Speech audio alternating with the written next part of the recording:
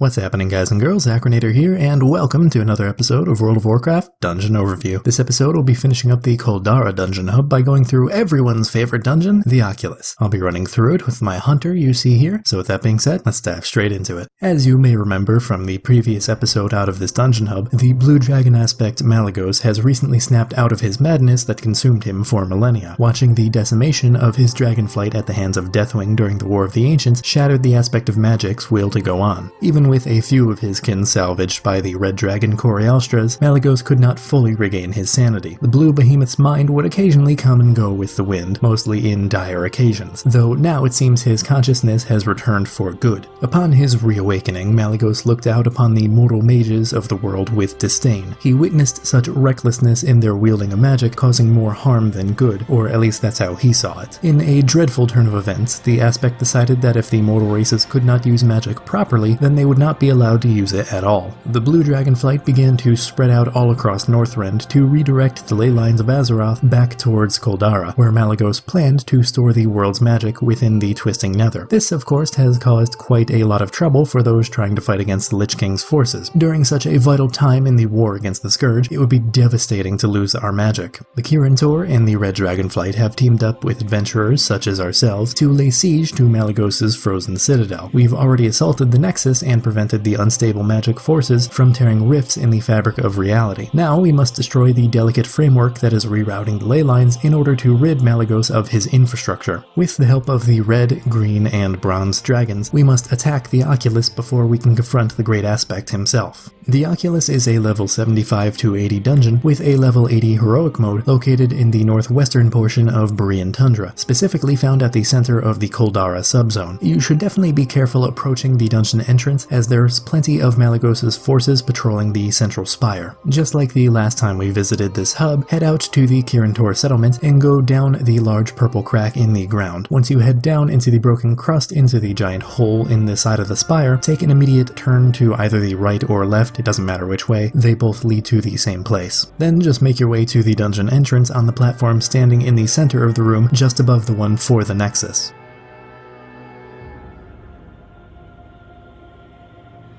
Drakos is one of the most vicious members among the Blue Dragonflight. Malygos personally appointed him to deal with the prisoners of war, including the ill-fated Carrie Strasa, of whom we recently failed to save. For the sake of all those we've lost in the Nexus War, it's up to us to take this sadistic bastard down. To get to the boss, just make your way around the little semicircle platform that you spawn into the dungeon on. You'll notice a portal at the end of it, click on that and you'll teleport directly to Drakos. When you actually start the fight, the boss will periodically spawn out these little arcane orb constructs. They'll move around the stage before finally settling in a position and pulsing with arcane energy that will damage anyone in the immediate area. After 20 seconds, these will explode in a rather large fashion, so keep your distance to the best of your abilities. The best plan for Drakos is probably just to burn him down as fast as you can muster. Best not to give him and his stupid little orbs any chance to wipe your group. After you take down Drakos, you'll have to talk to one of the 3 dragons in humanoid form that were standing inside the interrogator's cages. Each one will give you either a red, green, or bronze drake to ride on for the rest of the dungeon. Depending on your role in your group, you'll need to pick a specific drake. The DPS should talk to the NPC on the right for bronze drakes, the healer should grab a green drake from the NPC on the left, and the tank needs to ride a red drake from the NPC in the middle. Once you have your drakes and everyone is ready, make your way to the next highest platform in altitude from where you are currently.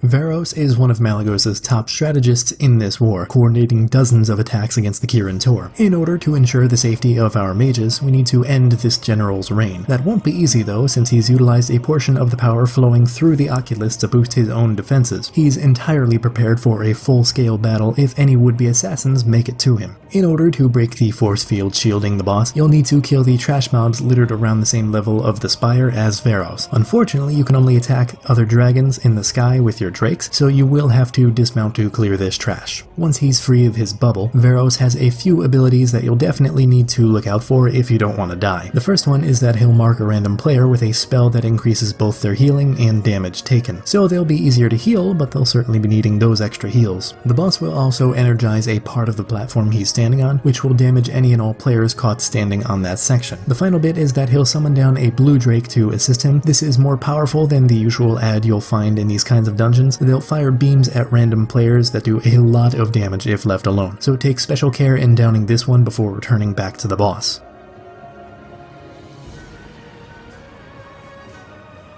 Urom was a high-ranking mage of the Kirin Tor before he betrayed his own people for the aspect of magic. Malygos was more than willing to accept the Mage-Lord and any others willing to join in on his pursuit to purify the world of magic. Urom has divulged any and all information he knows about our weaknesses, making it all the harder for us the longer this war drags on. Once you're ready to move on to Urom, you'll be directed to one of 3 floating platforms on the next level up from where you fought Varos. When you first attack the boss, he'll summon a pack of trash mobs and then teleport off to another platform. Just clear out the trash like normal, since there's nothing particularly special about them. Once you catch back up to Urom, he'll do the same thing for the remaining 2 platforms, eventually leading you to the center spire where the real fight will take place. There are 3 abilities to this that you'll really have to look out for. The first of which is called Time Bomb, which is applied to a random player and explodes after 6 seconds. This will damage everyone within 10 yards of the explosion for the amount of health the affected player was missing when the timer ran down. I would strongly encourage the affected player to run away from the rest of the group for this, but I would also suggest that the healer heals the player to as close to full health as possible. This just helps to avoid losing party members. The next 2 abilities sort of go together in how they're designed. The first one is called Frost Bomb and the second one is Empowered Arcane Explosion. Frost Bomb hits a random player and leaves a damaging and slowing pool on the ground. Arcane Explosion deals a massive amount of damage to everyone in the line of sight of the boss. Luckily, there are objects to hide behind, though this is made more difficult if you're slowed.